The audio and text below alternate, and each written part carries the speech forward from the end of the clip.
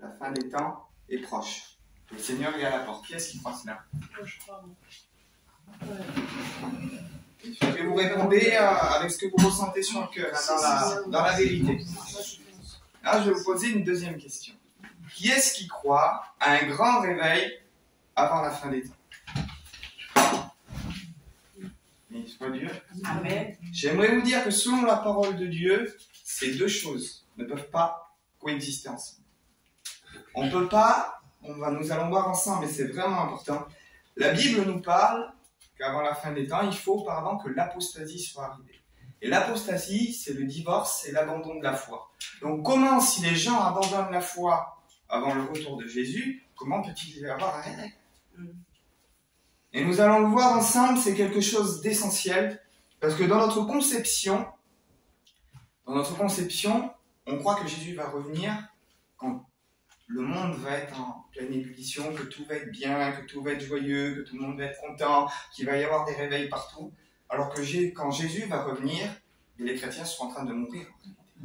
C'est ce que là. Donc comment peut-il y avoir un grand réveil alors que Dieu nous prophétise qu'avant qu'il arrive, ça va être chaud pour nous?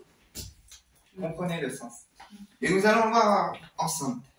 Selon la parole de Dieu, ces deux réalités ne peuvent se produire. La Bible n'annonce pas pour la fin des temps, il ne faut pas confondre les derniers jours ou les derniers temps, ce que la Bible nomme les derniers jours ou les derniers temps, avec ce que la Bible nomme la fin des temps. C'est deux choses différentes.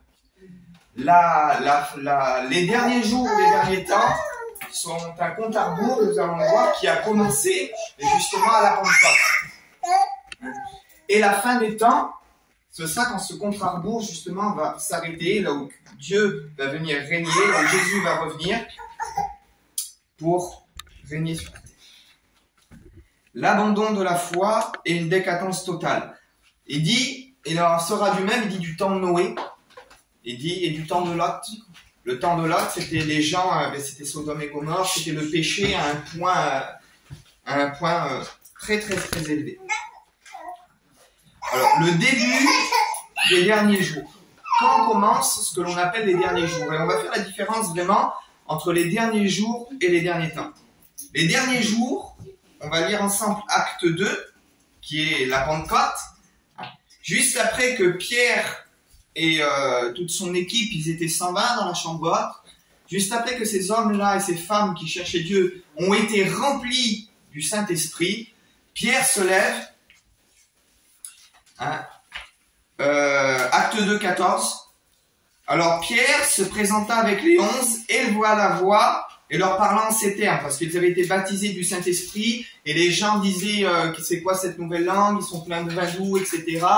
Ils ne comprenaient pas parce que chacun entendait parler des miracles de Dieu dans leur propre langue. Et Pierre leur dit en ces termes, hommes juifs, et vous tous qui séjournez à Jérusalem, donc pendant la fête de la Pentecôte, sachez ceci, prêtez l'oreille à mes paroles, ces gens ne sont pas ivres comme vous le supposez, car c'est la 3e heure du jour. Mais c'est ici ce qui a été dit par le prophète Joël dans les derniers jours. Donc ça, c'est ce que la prophétie de Joël dit, on y reviendra après. Dans les derniers jours, dit Dieu, je répandrai de mon esprit sur toute chair, vos fils et vos filles prophétiseront, vos jeunes gens auront des visions, et vos vieillards auront des songes. Oui, sur mes serviteurs et sur mes servantes, dans ces jours-là, je répandrai de mon esprit, et ils prophétiseront, et je ferai paraître des prodiges et des miracles, en haut dans le ciel et en bas sur la terre, du sang et du feu, et une vapeur de fumée. Le soleil se changera en ténèbres et la lune en sang, avant l'arrivée du jour du Seigneur. Avant l'arrivée du jour du Seigneur. Il faut savoir que la deuxième Pentecôte, ça c'est la deuxième Pentecôte. La première Pentecôte, qu'est-ce que c'est? Lorsque le peuple d'Israël a vécu les 10 plaies d'Égypte, ils sont sortis. Et lorsqu'ils sont sortis, ils ont traversé la mer. Et ils sont arrivés au désert. Et le mot Pentecôte veut dire 50. Et 50 jours après qu'Israël soit sorti d'Égypte, Israël a eu ce qu'on appelle le don de la Torah. Moïse a été sur la montagne, le peuple était en bas. Et c'est là que Dieu a écrit sur des tables de pierre, écrit par le doigt de Dieu, les tables de la loi, les 10 commandements, puis la loi morale qui a été donnée de bouche à oreille de Dieu avec Moïse. La seconde Pentecôte, qu'est-ce que c'est? La seconde Pentecôte, c'est Joël, mais c'est aussi Ézéchiel 28, il me semble, parce qu'il dit « J'ôterai, il dit, de votre corps le cœur de pierre, et je vous donnerai un cœur de chair. Je ferai en sorte que vous suiviez ma loi. J'écrirai ma loi dans vos cœurs. » Première Pentecôte, Dieu écrit sa loi sur des tables de pierre. Deuxième Pentecôte, Dieu prend cette loi qu'il a écrite sur des tables de pierre, mais qui était trop difficile pour nous d'accomplir, et Dieu vient l'écrire dans nos cœurs. Amen. Parce que Christ est mort et ressuscité, accomplissant la loi, et dit « Je ferai en sorte ». C'est Dieu qui fait le miracle en nous, et qui nous donne la capacité d'accomplir sa loi, chose qui auparavant était impossible. Amen. Première Pentecôte, Dieu écrit sa loi sur des tables de pierre. Deuxième Pentecôte, au travers l'effusion du Saint-Esprit qui est arrivé grâce à la mort et à la résurrection de Jésus, Dieu écrit cette loi dans le cœur de ses enfants pour qu'ils puissent l'accomplir. Alors la Pentecôte et le Nouveau Testament n'est pas l'abolition de la loi, mais il est l'inscription de la loi de Dieu dans nos cœurs. C'est encore plus grand, c'est encore plus puissant, c'est encore plus fort. Dieu a fait en sorte que ce que nous ne pouvions pas accomplir à cause de la chair, comme le dit le passage, il dit que la loi ne pouvait pas nous racheter parce que la chair la rendait sans force. Donc le problème ne se trouvait pas dans la loi, comme j'ai l'habitude de le dire, parce que la loi de Dieu est bonne. C'est Paul qui dit ça, il dit la loi de Dieu est bonne du moment qu'on en fasse un usage légitime. Elle n'a pas le pouvoir de nous sauver. Mais la loi de Dieu, elle nous garde dans le salut. Tu mentiras point, tu ne tueras point, etc. La loi de Dieu nous garde dans son salut, dans cette grâce qu'il nous a faite. Et il dit chose impossible à la loi parce que la chair la rendait sans force. Et il dit que Dieu a envoyé son Fils dans une chair semblable à celle du péché pour pouvoir accomplir la loi, pour pouvoir faire le sacrifice, pour que la loi de Dieu puisse être accessible dans nos vies et que Dieu nous donne la capacité d'accomplir cette loi et que Dieu condamne le péché dans la chair, ce que nous pratiquons dans la chair, pour qu'il puisse nous racheter au travers Jésus. Il dit dans les derniers jours, je répandrai donc de mon esprit sur toute chair, c'est la prophétie de Joël. Donc là, nous voyons qu'il y a un démarrage. Là, il y a un réveil qui se produit. Et comme vous lirez dans Matthieu 24, 14, il dit que la parole sera prêchée au monde entier, et après quoi viendra la fin. Vous connaissez ce discours, on ne va pas reprendre tout Matthieu 24, mais avant, Jésus nous parle de son retour, il dit avant que mon retour se fasse, avant que ma apparition se fasse, il faut d'abord que l'évangile soit prêché au monde entier, et après quoi viendra la fin. La Pentecôte, ça a été le début de ce compte à rebours. Lorsque la Pentecôte a démarré, nous sommes entrés dans ce cycle qu'on appelle la fin des temps, ou les derniers temps, plutôt les derniers temps. Et ce qu'on appelle la fin des temps, ce sera la fin de ce cycle. Pour vous donner une image vraiment simple et vraiment compréhensible de ce cycle, la Bible nous parle des douleurs de l'enfantement. Il nous dit même que la terre est dit à Adam, il dit la manifestation des fils de l'homme, elle souffre les douleurs de l'enfantement à cause du péché. Et ce qui est en train de se passer, c'est exactement ça. Dans Isaïe aussi, on a un parallèle où Jésus parle et il dit je suis venu pour porter une bonne nouvelle aux pauvres, redonner aux aveugles le recouvrement de la vue, guérir les cœurs brisés, vous voyez ce passage.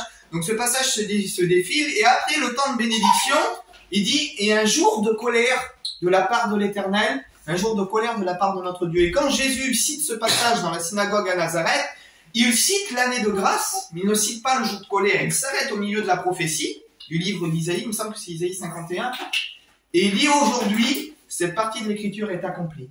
C'est-à-dire que Jésus est en train de dire que l'année de grâce va démarrer, et elle démarre à la Pentecôte, parce que Jésus est mort et ressuscité. L'année de grâce va démarrer. Quand cette année de grâce sera terminée, viendra la fin des temps, suivie d'un jour de colère de la part de notre Dieu.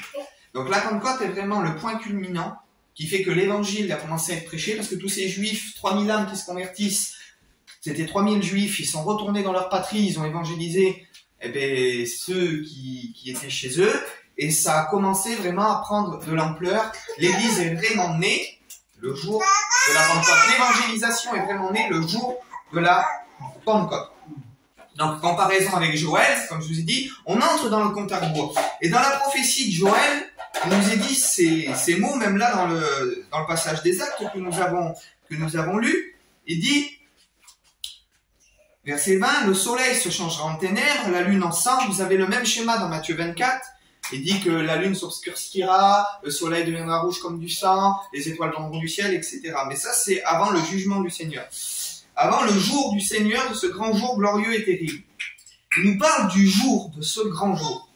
Mais pour qu'un jour arrive, on en revient à ce que je voulais vous dire, le schéma qui correspond vraiment, comme je vous ai dit, aux douleurs de l'enfantement, avant que le jour arrive, avant qu'il fasse le jour, ce matin, qu'est-ce qu'on a fait? On a dormi. On a dormi pendant quel temps? On a dormi pendant la nuit. Avant que le jour arrive, le jour est toujours précédé de la nuit. Le jour est toujours précédé de la nuit. Ce qui s'est passé à la Pentecôte, c'est ce qu'on appelle les douleurs de l'enfantement. C'est-à-dire que quand une femme atteint un heureux événement, l'enfant il est là, et pendant les 9 mois, l'enfant va grandir. Et ça, c'est l'évangélisation qui s'est produite depuis 2000 ans. C'est-à-dire que l'œuvre de Dieu, elle a grandi. Prêché à toutes les nations. L'œuvre de Dieu s'est propagée. Jusqu'à un point culminant où l'enfant arrête de grandir. Et l'enfant arrête de grandir, c'est-à-dire ça, il est arrivé à, comment je peux dire, à sa maturité, à sa pleine formation. Et j'ai entendu dire, enfin, comme pas mal de personnes, que 2 ou 3 semaines avant le terme, que l'enfant est déjà formé, il est viable, même à 6 mois et demi, 7 mois, un enfant est viable. Et les 3 dernières semaines ou le dernier mois, c'est vraiment de plus. Et il va arriver un temps où quand tout ça est fait, les douleurs vont commencer pour que l'enfantement puisse se faire. Amen. On appelle ça l'enfantement messianique, pour que le Christ vienne régner, pour qu'il nous prenne avec lui. Avant ce jour qui arrive, eh bien, il y a des douleurs qui vont commencer. Amen. Et ces douleurs vont être répandues sur la terre. Et ces douleurs sont des douleurs spirituelles. Pourquoi la nuit? Isaïe 21, 12, il nous parle d'une sentinelle. Et Dieu parle à la sentinelle, il dit, sentinelle, qu'est-ce que tu vois? La sentinelle dit, le matin vient, dit, je vois le matin qui vient, et la nuit aussi. Il eut un soir, et il eut un matin. On ne peut pas dissocier. On veut voir le jour de l'éternel arriver, où Christ paraîtra, où Christ viendra. Mais j'aimerais vous dire que avant ce jour, c'est pas moi qui le dis. On va le voir ça. Avant le jour de l'éternel, ce jour va être précédé d'une nuit spirituelle. Ce jour va être précédé d'une nuit spirituelle. Je vais vous donner les textes. 1 Thessaloniciens 5, verset 3. Il dit, quelqu'un peut prendre? Essayez de trouver. 1 Thessaloniciens 5, verset 3.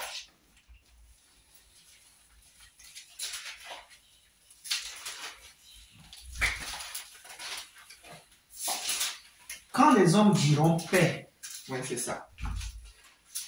et sûreté, alors une ruine soudaine les surprendra comme les douleurs de l'enfantement. Vous voyez, on y revient à ce que je disais. Surprennent la femme enceinte et ils n'échapperont point. Continue. Mais vous, frères, vous n'êtes pas dans les ténèbres. Pour ce jour vous surprenne comme un voleur.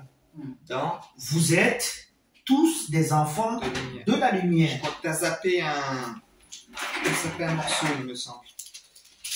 2 Thessaloniciens. Je vais essayer de le reprendre. 2 Thessaloniciens 2. C'est 3. Non, c'est 1 Thessaloniciens 5. Voilà. Je vais le reprendre parce que le passage il dit comme un voleur dans la nuit. 1 Thessaloniciens 5, oui. 3. Regarde bien. 3, c'est ça. Quand les hommes diront paix sur terre, alors une ruine soudaine les surprendra comme les douleurs de fendement. Non, c'est pas. C'est.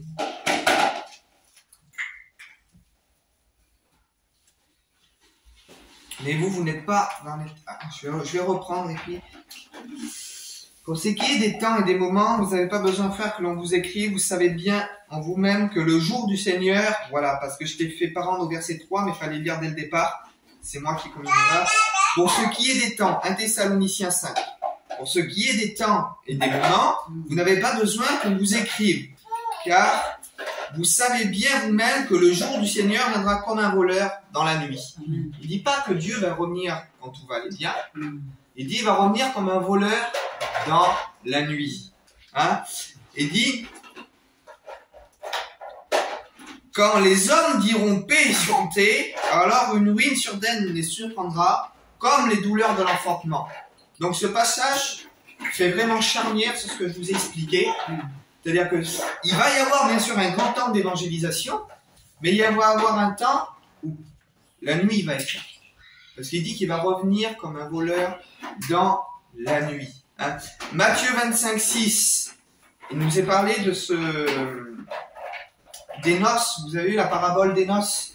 Il dit que les 5 étaient sages, les 5 étaient folles, 5 avaient pris de l'huile, les 5 folles n'avaient pas pris d'huile. Et il dit, au milieu de la nuit, un cri fut poussé, voici l'époux, allez à sa rencontre. Chaque fois qu'il est question, presque à chaque fois ou souvent, quand il est question de paraboles ou de choses qui touchent à la venue du Messie, il nous est parlé vraiment de la nuit. Que Christ va revenir au milieu de la nuit. Une nuit qui s'est installée, et au milieu de cette nuit, le jour va paraître. Le jour va paraître au milieu de la nuit. La nuit, on ne voit pas clair. On a des éclairages publics, on a de la lumière, mais une vraie nuit. Lissoun sait quand il allait, quand j'ai dit les pygmées, ou quand il allait dans les endroits où il n'y a pas de lumière, tu mets ta main comme ça, mais c'est difficile. Est-ce que dans cette nuit-là, quand tu vivais ces nuits-là, est-ce que tu pouvais prendre ta pioche ou ta pelle et puis travailler? Tu peux pas travailler. Qu'est-ce que tu vas faire au milieu de la nuit? Tu peux pas travailler. Est-ce que dans la nuit, tu arrives à discerner ce qu'il y a autour de toi? Quand Christ va venir, ça va être une période très difficile. C'est pour ça que je vous disais tout à l'heure, on ne peut pas faire coexister un grand réveil, un réveil véritable. Il peut y avoir un faux réveil.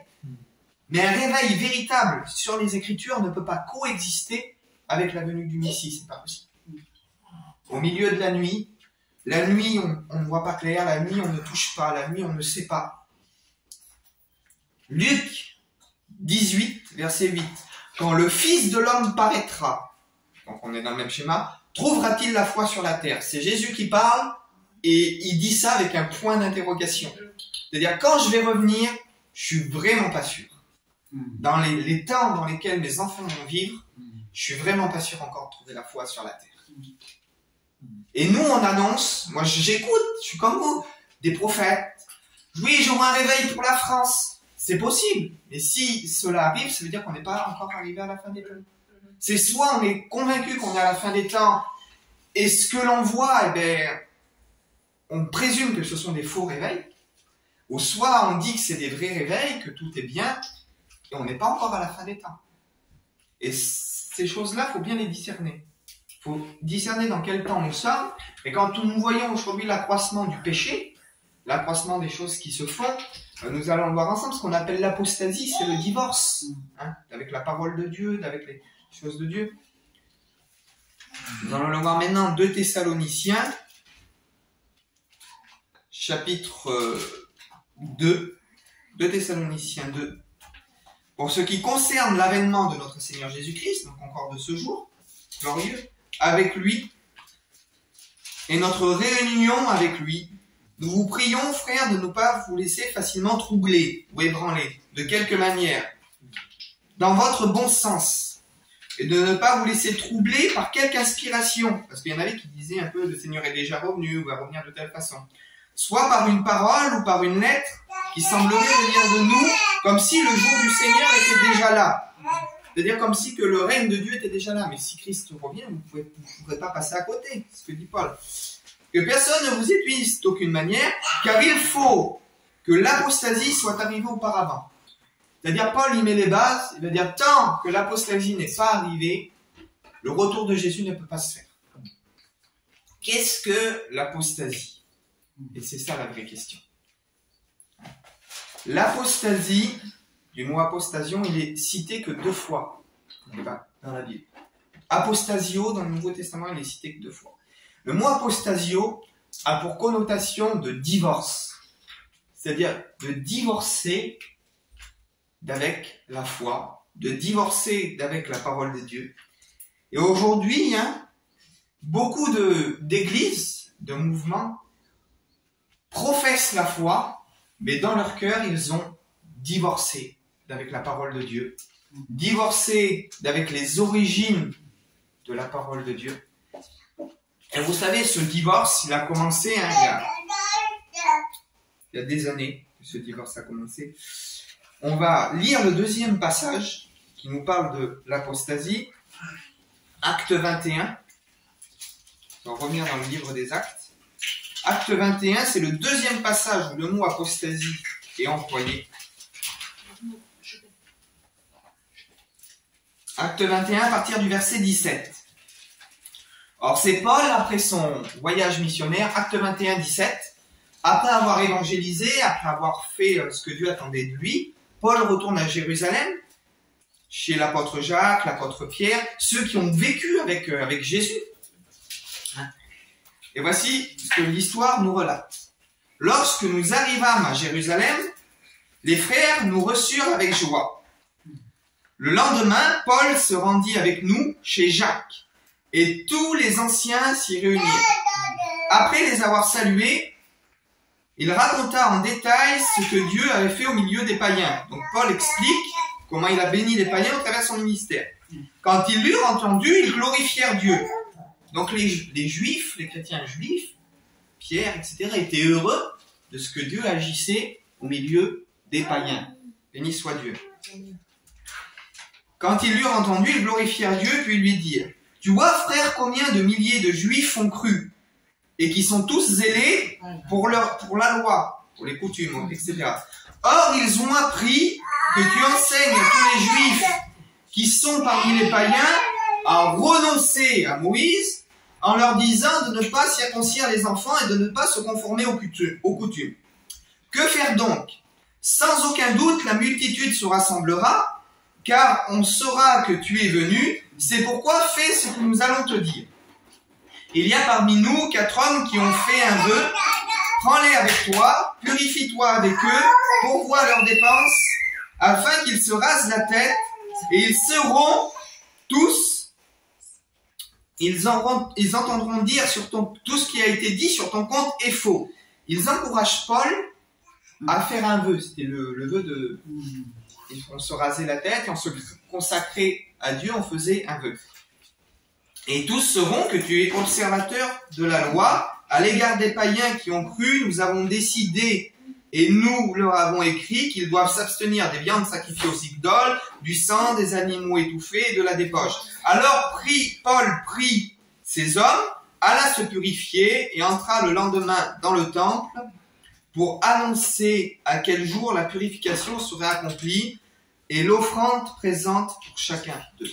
Le verset qui nous intéresse vraiment, nous voyons que Paul, pour montrer qu'il observait encore le judaïsme, parce que Paul était juif, et un juif qui est né juif, il a des coutumes de juif à honorer. Ces coutumes ne font pas qu'il va être sauvé ou perdu, c'est des coutumes qui sont attachées à son peuple.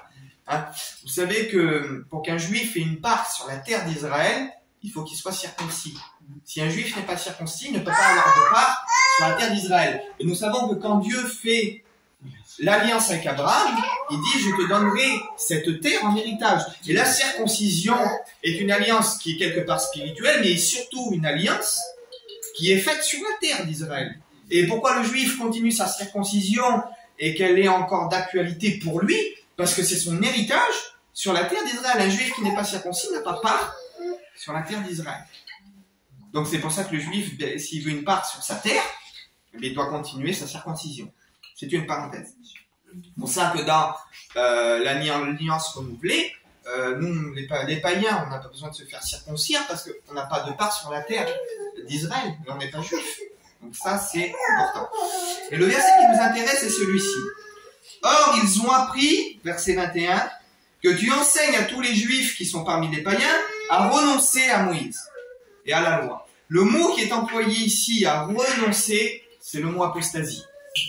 Donc, il dit, on a appris que tu dis aux païens qu'il faut apostasier, qu'il faut renoncer à l'Ancien Testament, qu'il faut divorcer d'avec Moïse, qu'il faut divorcer d'avec l'Ancien Testament, qu'il faut divorcer d'avec ce que Dieu nous a donné. Et aujourd'hui, le divorce, l'apostasie, c'est ça. Si on sépare la loi et la grâce, on met la loi d'un côté, la grâce de l'autre, alors que les deux doivent coexister, que les deux doivent habiter, parce que Dieu nous a donné une loi morale pour qu'on puisse la suivre, pour qu'on puisse l'appliquer. Alors, on entend dire, on doit suivre que les 10 commandements. Quand il est écrit dans les Lévitiques, dans le texte, il dit, tu ne feras pas d'incision dans ta chair, tu ne marqueras pas des figures, c'est pas les 10 commandements ça, mais il nous est parlé des tatouages. Donc si je dis que je suis que les 10 commandements, eh ben, moi demain je vais me faire un tatouage. Après chacun est libre. Mais comprenez, moi aujourd'hui je me sentirais pas bien psychologiquement, spirituellement, d'aller me faire un tatouage. Pour Dieu, moi je vois pas ça. C'est aussi dans les Lévitiques, donc c'est même pas où il est dit, excusez-moi, tu n'iras pas avec les animaux. Un homme n'ira pas avec les animaux. Un homme n'ira pas avec un homme. C'est les Lévitiques. Les Lévitiques, c'est quoi? C'est la loi. C'est la purification, c'est la loi. Donc, si je zappe ça, bien sûr que Paul confirme la loi après, en disant tous les homosexuels, les choses comme ça, n'auront pas part dans le royaume des cieux, etc.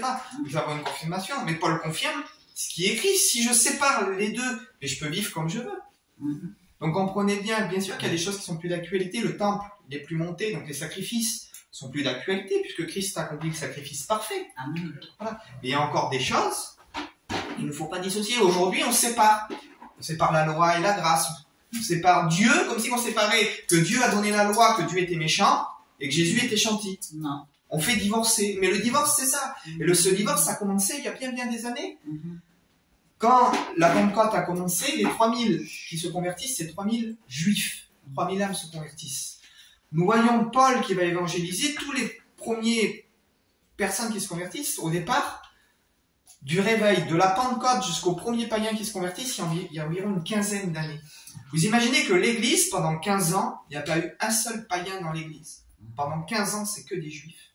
Et on dit, eh bien non, l'Église, c'est pas Israël. L'Église, c'est nous aujourd'hui.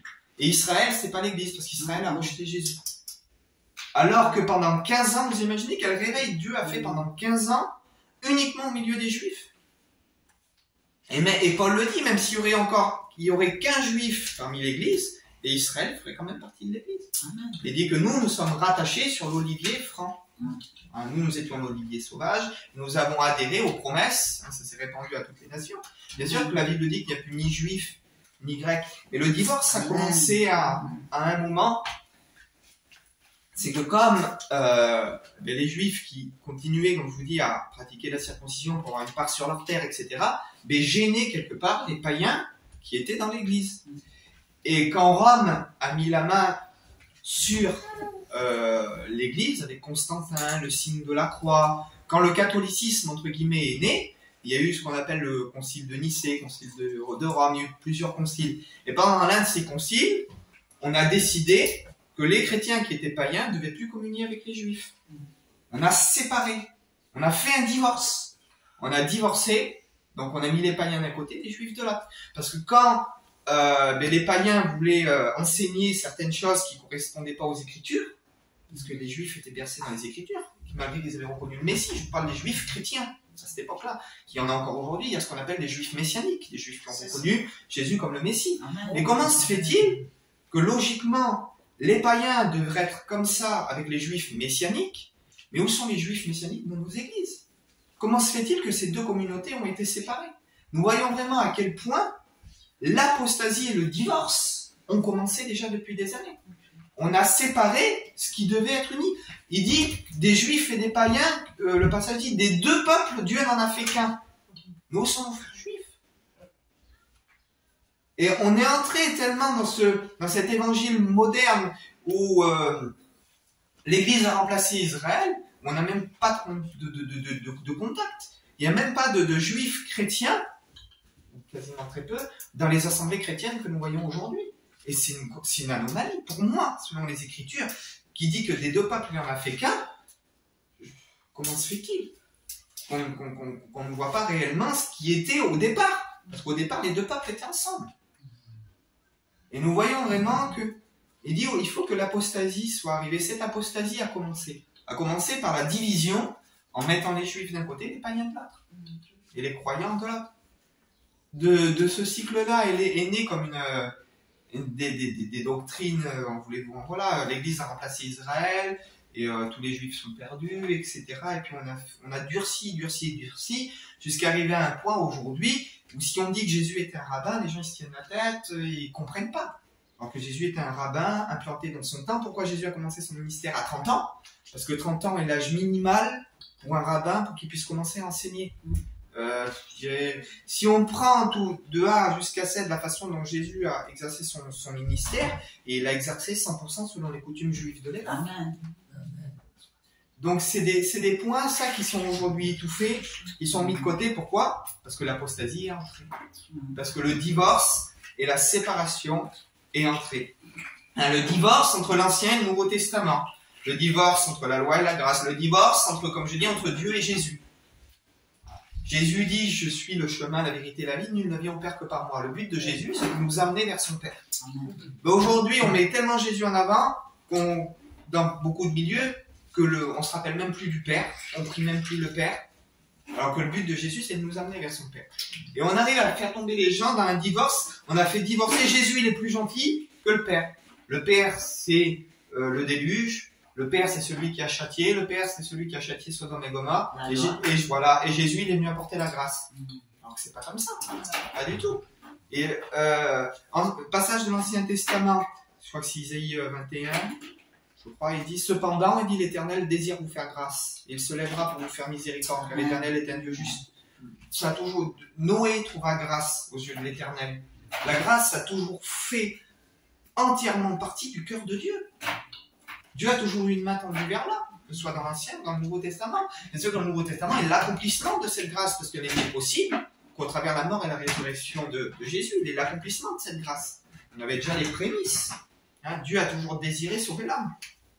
Et on ne peut pas divorcer, comme je dis, Dieu d'avec Jésus, divorcer la loi de la grâce. Parce que la loi, elle dit qu'elle nous a servi comme tuteur pour nous conduire vers Christ. La loi, elle est le but, ce qui nous amène à Christ. Parce qu'on n'est pas capable de l'accomplir. Et pour que la loi soit accomplie dans nos cœurs, il faut passer par Christ. Si j'enlève la condamnation, il n'y a plus de grâce. Parce que la grâce ne peut être effective que s'il y a une condamnation. Une grâce, c'est un cadeau qu'on ne mérite pas. C'est-à-dire, je mérite de mourir, parce que à cause de ma chair, je ne peux pas honorer Dieu et je ne peux pas pratiquer la loi de Dieu. La loi, c'est l'exigence de Dieu. Or, est-ce que l'exigence de Dieu peut être mauvaise? Elle n'est pas accessible pour moi parce que je suis un homme fait de chair, mais son exigence, il est Dieu. Il exige des choses saintes. Je ne peux pas dire que l'exigence de Dieu est mauvaise. Ce qui est mauvais, c'est mon incapacité à entrer et à accomplir l'exigence de Dieu.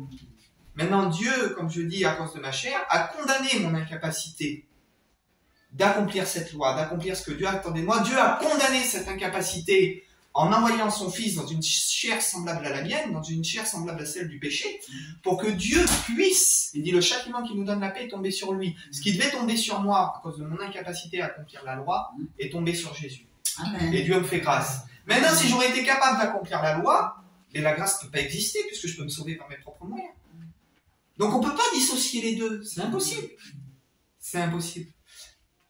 Je vous ai donné souvent cet exemple, mais c'est une réalité. Imaginez que j'ai volé des choses, que j'ai vécu mal et que je sois condamné à aller en prison. Et Bissoun, qui est mon ami, il me dirait, voilà Alan, t'es condamné à aller en prison, mais il faudrait que tu t'occupes de ta femme, de tes enfants, ça va pas. T'as qu'à dire que c'est moi, je vais prendre ta place. Bissoun prend ma place, donc il me fait grâce. C'est moi qui dois aller en prison, c'est moi qui dois être condamné, lui il prend ma place. La grâce c'est ça. C'est moi qui est le coupable, lui il a rien fait, il prend ma place. Alléluia. Maintenant imaginez, Bissoun prend ma place, et au lieu de dire mais je vais arrêter de voler, je vais arrêter puisqu'il a pris ma place, faut que je change maintenant. Faut que je fasse des efforts. Je continue à voler, et je continue, et je fais, t'as pris ma place, mais je continue ma vie comme si tu n'avais pas pris ma place. C'est impossible. Ça, c'est la pratique de la loi. Bissoun a pris ma place, Jésus a pris ma place. Étant donné que Jésus a pris ma place et qu'il m'a transformé, je ne peux pas continuer à vivre comme je vivais avant. Je vis selon la loi de Dieu. Tu ne tueras point, tu ne commettras point d'adultère, tu ne mentiras point, tu ne feras pas d'incision dans la chair, etc. C'est là, je dois marcher selon les prescriptions de Dieu parce qu'il m'a fait grâce. Et ça, c'est une réalité. La mise en pratique de mes œuvres prouve que j'ai reçu la grâce. Je ne suis pas sauvé par mes œuvres, je suis sauvé parce que Dieu m'a pardonné. Mais si Dieu m'a pardonné, qu'il m'a régénéré, alors les œuvres doivent sortir. Si les œuvres ne sortent pas, ça veut dire que je n'ai pas été lavé, que je n'ai pas été régénéré. Vous comprenez? Et c'est là où est tout le problème. C'est que des gens vont me dire, ah oui, mais parce que tu fais pas telle ou telle chose, t'es perdu. Non, Christ t'a sauvé gratuitement. Maintenant, il y a aussi un temps. On ne peut pas marcher tous à la même vitesse. On ne peut pas faire tous les mêmes choses. On n'a pas tous reçu un appel pareil. On a reçu un appel différent.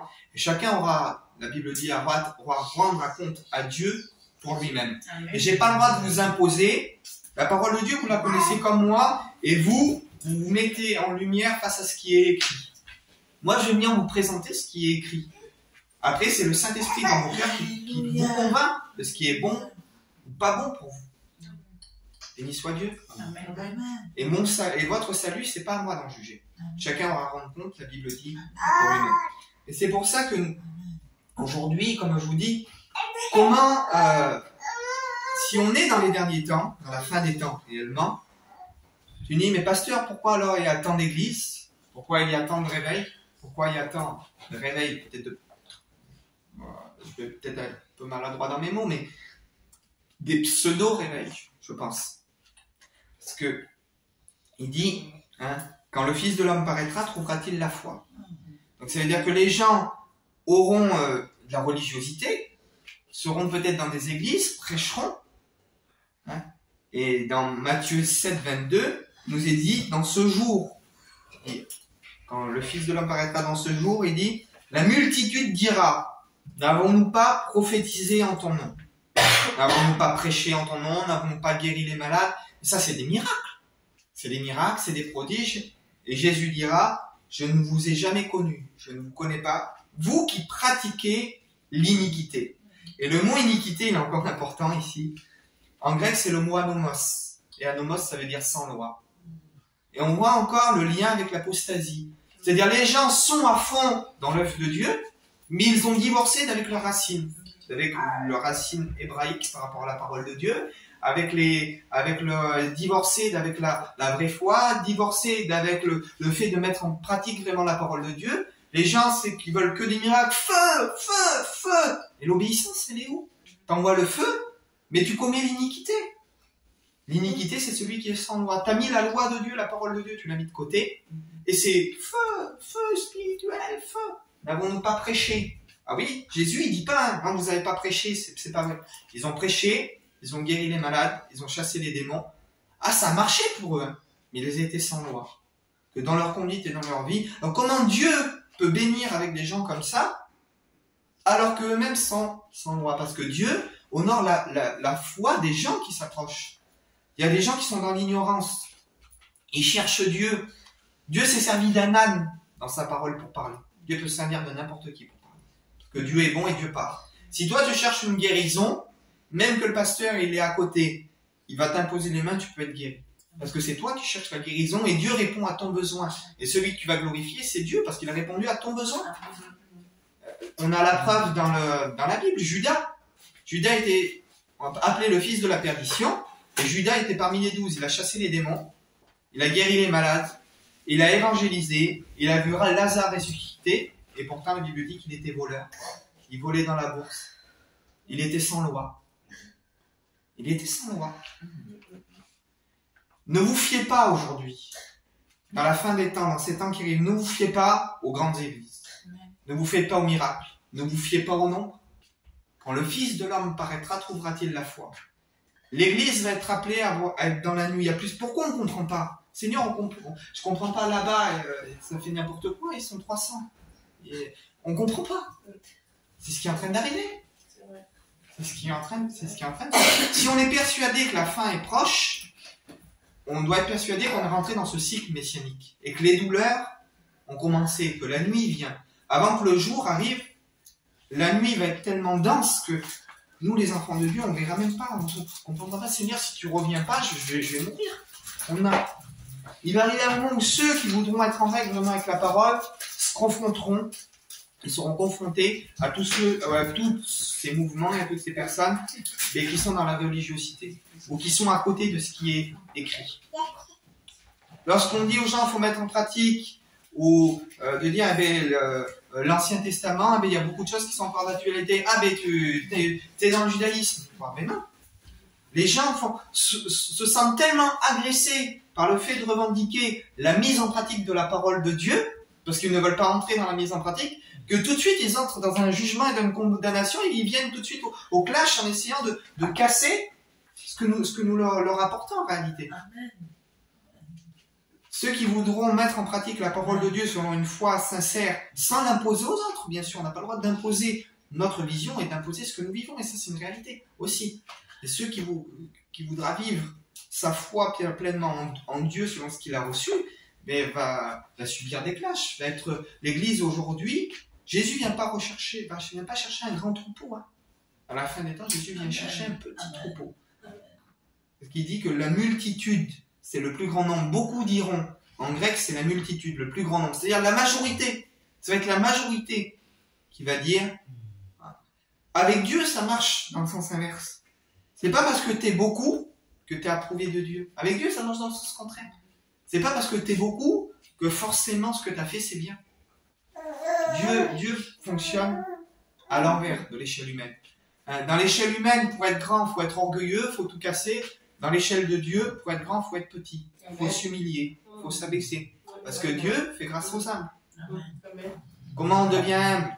En subissant des coups, en subissant des tromperies, en étant brisé, en apprenant à obéir à Dieu, en n'ayant peut-être pas beaucoup de réussite. On devient humble. Il faut savoir faire la part des choses. Après, je dis pas que Dieu ne peut pas bénir des gens qui ont des grandes églises. C'est pas à moi d'en juger tout ça. Mais face à la parole de Dieu, je m'interroge. Je m'interroge de tout ce que je vois, de ce que j'entends et de ce que je suis appelé à vivre. Et je vous pose l'interrogation aujourd'hui. On attend un réveil et on attend en même temps le retour du Seigneur. On veut qu'il y ait 5000 personnes qui se convertissent, on veut que Jésus revienne. Ces deux schémas ne peuvent pas exister ensemble. C'est pas possible. Parce que comme j'ai dit, si Christ revient au milieu de la nuit, le jour vient, mais la nuit aussi. Trouvera-t-il la foi quand il reviendra? On a vraiment une séparation entre ce que les gens, entre guillemets, animés du Saint-Esprit, entre guillemets, prophétisent en disant un réveil pour la France, un réveil pour ici, un réveil pour ça, et vraiment la fin des temps telle que la Bible nous le présente. Il y a une différence. Donc soit on croit, excusez-moi du mot, les prophètes de pacotille, excusez-moi du mot, voilà, vous me connaissez, je suis comme ça. Ou alors soit on croit ce qui est écrit. Ou alors si vraiment ça se produit, c'est qu'on n'est pas encore arrivé à la fin des temps. C'est qu'il y a encore un laps de temps. Mais les deux, il viendra un temps où les deux ne pourront plus coexister. Où il y aura vraiment une décadence. Alors est-ce que cette décadence a déjà réellement commencé? Est-ce que cette apostasie a déjà réellement commencé? Donc je dis, le divorce, il a commencé déjà quand Constantin il a mis la main sur l'église, qu'il y a eu tous ces conciles, ils ont mis les juifs dehors. Ils ont séparé déjà, ils ont dit divorcer. Et après, ils ont pu les faire salut qui était payant, baptiser les enfants, etc. Pourquoi ils ont pu faire ça? Mais parce que ceux qui enseignaient la parole de Dieu à l'époque, les juifs, ils étaient dehors. Ils faisaient plus partie. Après, ils ont pu installer leur soupe comme ils voulaient. Il n'y avait plus d'enseignants pour prendre les choses. Amen. Amen. Quand on s'intéresse à l'histoire d'Église, on voit... Il y a eu les protestants qui ont protesté contre l'Église catholique. Et je le dis, aujourd'hui, il faudrait protester contre les protestants. Aujourd'hui aussi, ça tient... Quand on veut revenir vraiment à ce qui est écrit, oui, mais l'Esprit de Dieu m'a dit, mais est-ce que l'Esprit de Dieu, ce qu'il t'a dit, est-ce que ça correspond avec ce que la parole de Dieu enseigne et dit? L'Esprit ne peut pas t'enseigner, te montrer quelque chose qui ne correspond pas à l'Écriture, c'est pas possible. Et est-ce que ta compréhension de l'Écriture, parce qu'on l'a vu l'autre fois, il y a des mots qui ont été changés aussi, comme le mot fin, normalement c'est le mot but. Comme on cite le passage, Christ est la fin de la loi. C'est pas le mot fin. Christ est le but de la loi. Ah, c'est pas la même chose. Et vous voyez que d'un mot qui est changé à cause de l'Église catholique qui a traduit, un mot qui est mal traduit peut changer complètement la signification d'un verset.